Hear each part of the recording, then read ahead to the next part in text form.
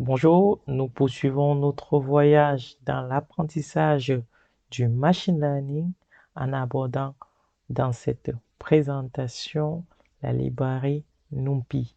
Pour ceux qui nous rejoignent aujourd'hui, il faut savoir que nous sommes rendus à notre quatrième session de présentation sur le chapitre 1 intitulé Concept de base du cours de machine learning. Je vous invite à retrouver nos précédentes présentations sur notre chaîne YouTube French Tech Academy. Avant de rentrer dans le vif du sujet, j'aimerais vous confier cette excellente citation de Napoléon Hill qui nous dit tout simplement que si nous n'apprenons pas à contrôler nos peurs, alors nos peurs nous contrôleront. L'objectif de la présentation de ce matin est de vous montrer comment manipuler la librairie, en français la bibliothèque NumPy de Python, qui va permettre de faire le calcul statistique qui est très important lorsqu'on fait la data science. Alors, qu'est-ce qu'une librairie ou qu'est-ce qu'une bibliothèque en français?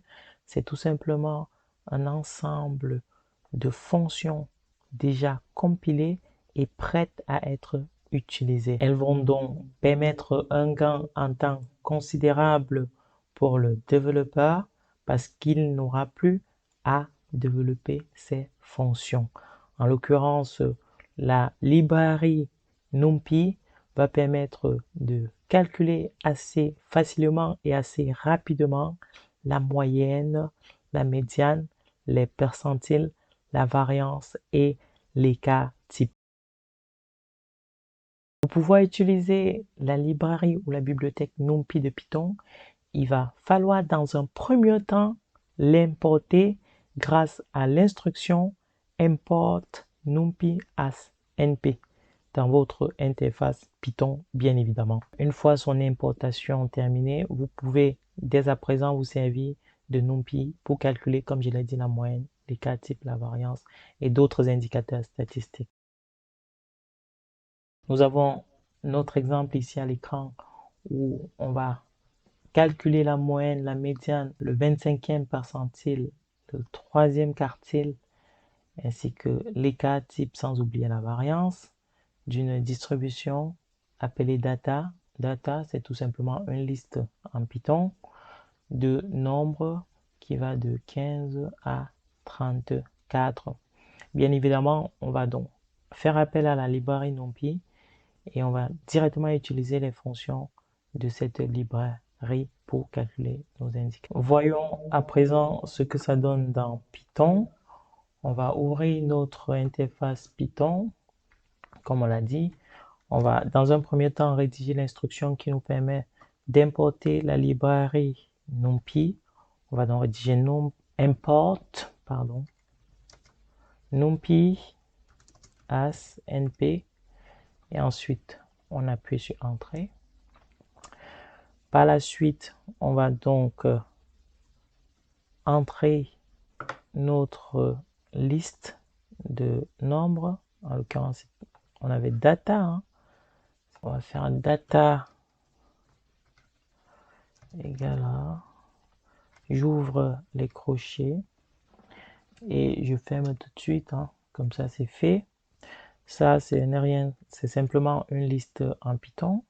Donc, je rentre la liste des nombres 15, 16, 18, 19, 22, 24, 29, 30 et 34. Donc, ma liste, elle est prête.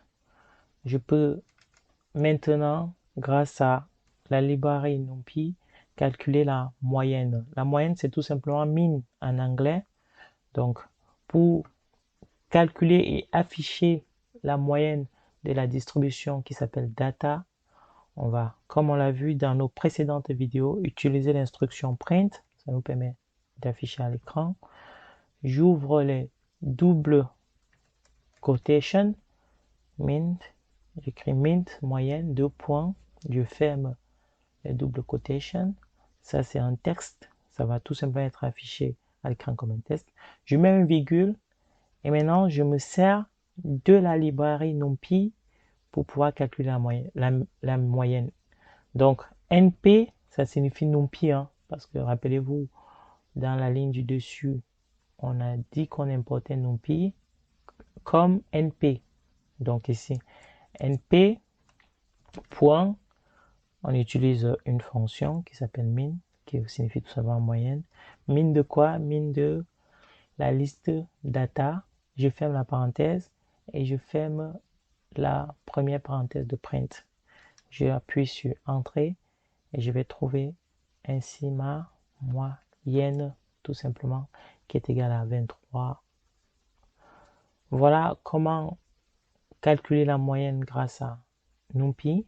Vous voyez que c'est assez simple, hein, c'est pas du tout compliqué. On peut faire la même chose pour la médiane. Médiane, deux points, je ferme le double cote. Je mets la virgule et j'écris np.médiane. Médiane de quoi? De data. Je ferme la parenthèse de data et je ferme la parenthèse de print. J'appuie entrée, j'ai ma médiane 22. Je peux calculer le premier quartile qui n'est rien d'autre que le 25e percentile. Print 25e percentile. Je ferme le double cote. Je mets np.percentile, hein, percentile. J'ouvre la parenthèse, je mets data, virgule, 25.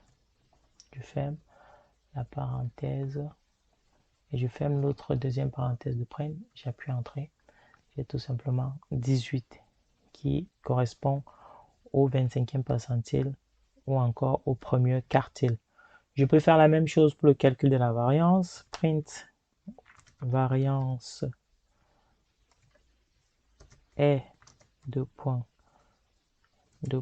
je ferme les doubles cotes, virgule, np.var, var signifie variance, hein, c'est la fonction variance de data. Je ferme la parenthèse de la fonction var et je ferme la parenthèse de l'instruction print. J'appuie entrée, ma variance est égale à 40,22. Rappelez-vous, dans notre précédente vidéo, on avait trouvé cette variance-là, 40,22. Hein. Et je vais faire la même chose pour l'écart type print. Écart type est deux points. Je ferme les doubles cotes. Je mets la virgule, je mets np.std. std, standard deviation en anglais. std, standard deviation, qui signifie tout simplement écart type en français. De data, je ferme la parenthèse de la fonction std et je ferme la parenthèse de l'instruction print, j'appuie entrée. J'ai ici mon écart type qui est de 6,34 comme trouvé dans la vidéo précédente sur l'écart type et la variance. Voilà comment on va se servir assez facilement de la librairie NumPy pour pouvoir calculer assez simplement et de façon rapide les indicateurs statistiques clés, comme on l'a vu, la moyenne, la médiane, les écarts types, la variance, ainsi que les différents quartiles, le premier, le deuxième et le troisième quartile. Nous allons nous quitter sur cet exercice d'application dans lequel on vous demande de calculer le 70e percentile en vous servant justement de la librairie NumPy. Vous voyez que c'est pas compliqué. Il vous faut tout simplement entrer la fonction qui correspond au calcul du 70e percentile, comme on l'a vu pour le 25e percentile dans la slide précédente. Je vous remercie pour votre attention et je vous donne rendez-vous pour la suite de nos présentations.